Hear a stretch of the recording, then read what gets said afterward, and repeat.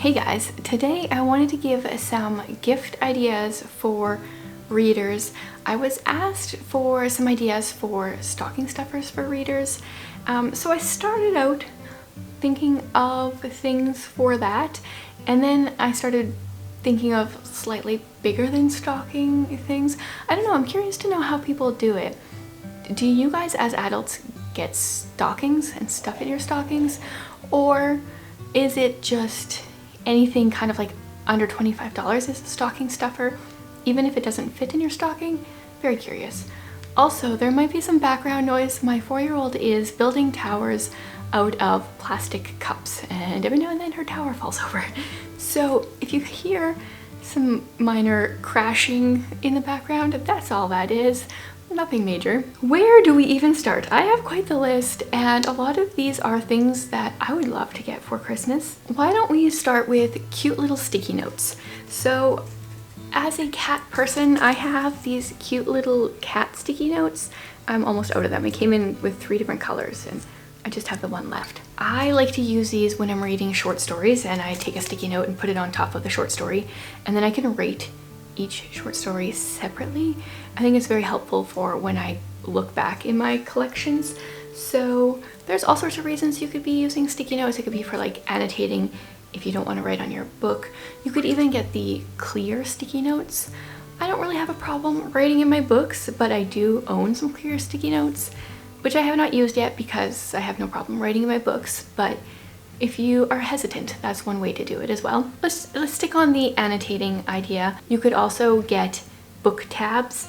I have all sorts of tabs. I have been loving using them in my books over the last couple of years.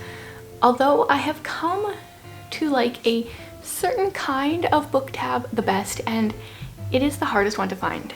I'll grab it to show you. I annotated the Pickwick papers, or I don't know if I actually did any annotating. I marked spots in the Pickwick papers with these ones. So these are like the rounded ones with the dot. I love the feel of them. They're less plastic than some. And I'm a little bit OCD in the fact that I want my tabs to all kind of be sticking out at about the same length. And with the dot, it's easy because you just make sure the dot is sticking out. If you don't care about that, there are a million other kinds of sticky notes. I also really like the pastel-y colors because there's a variety of different colors, and if you want them to mean different things, then you have lots of options for that. So these ones are my favorites, but like I said, they are the hardest to find, or at least among the hardest to find. You could also get highlighters.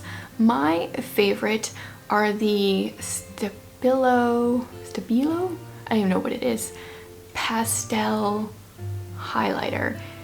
Also decently hard to find. I have been wanting to try some Mr. Pens and the zebra line markers. Those highlighters have been on my list for a long time. Maybe this year's the year. In addition, you could get some cool pens if they like to annotate. On my list this year, what are they called? The Zebra Sarasa vintage color pens. Doesn't matter what kind of pen. No, not really. These ones look really cool. So those are on my list because I think they would be great for annotating, especially because this year I want to go through the entire Anne of Green Gables series and all the mod books that I'm going to be reading and annotate them like crazy. So I think that would be fun. If you're getting them some of these supplies, you could also get a little pencil case.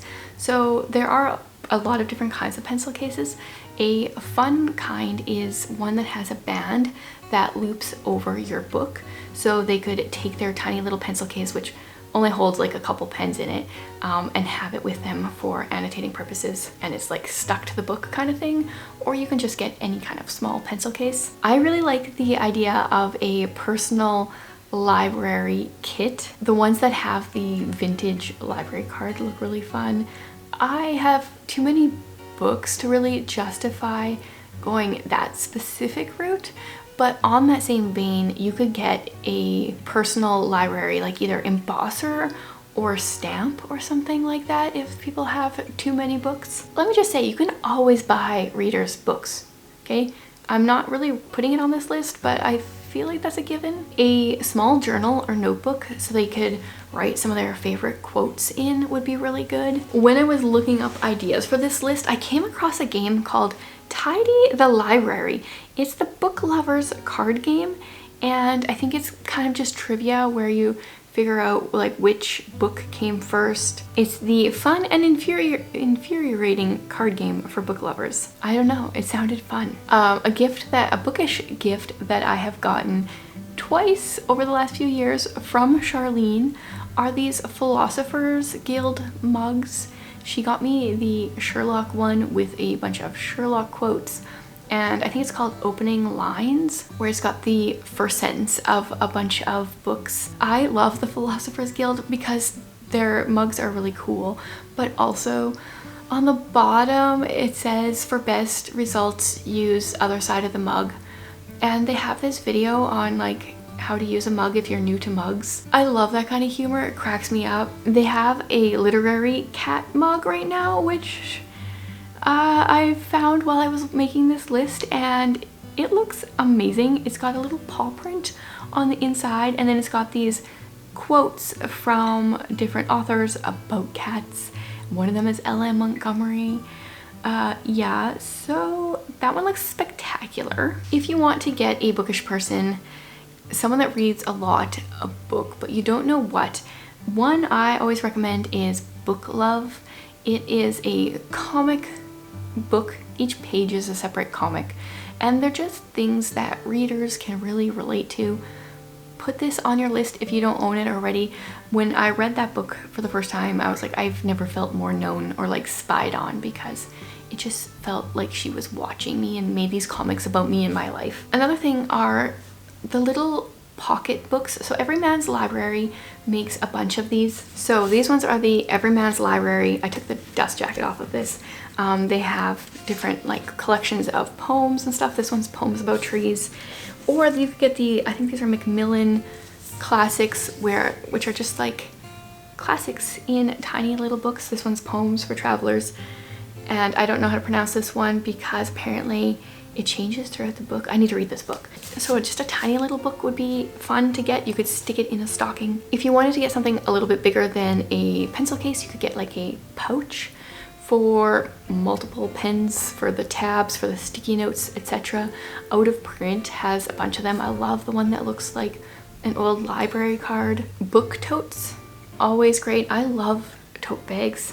I have quite a few and always want more. There's all sorts of different book totes out there. There's cute ones with Anna Green Gables and all sorts of bookish things. You could buy a reading journal or an empty book that they could use as a reading journal. I'm excited to share my flip through of this last year's reading journal, not because I think it's great, but because I learned a lot during my process of keeping it. And I have a whole different idea of what I want to do for my reading journal next year. Coloring books. So there's like Jane Austen coloring books for all themes. In that same vein, would not fit in a stocking, but a puzzle. So I've gotten some literary type puzzles before. In the puzzle world, I'm asking for a puzzle board for Christmas because I need a place to do my puzzles now. Now that we don't have a massive kitchen table. So I have this 1,000 piece foil puzzle, which is just a bunch of books on it. I've got the World of Sherlock Holmes. So this has mysteries as well. It's got like people to find in here, and I think it's got a fold-out poster to identify all 50 people and places and discover the roles they played in the adventures of the great detective. So that's cool. They have this for the Brontes, Jane Austen, and other ones as well. Some type of literary candle. So they have like book kind of candles. They have ones based off of like different authors or different books. So you can always get a bookish person something like that. Then two things that kind of go, I don't know, for some reason my brain stems off of that. First one makes sense, is a candle warmer.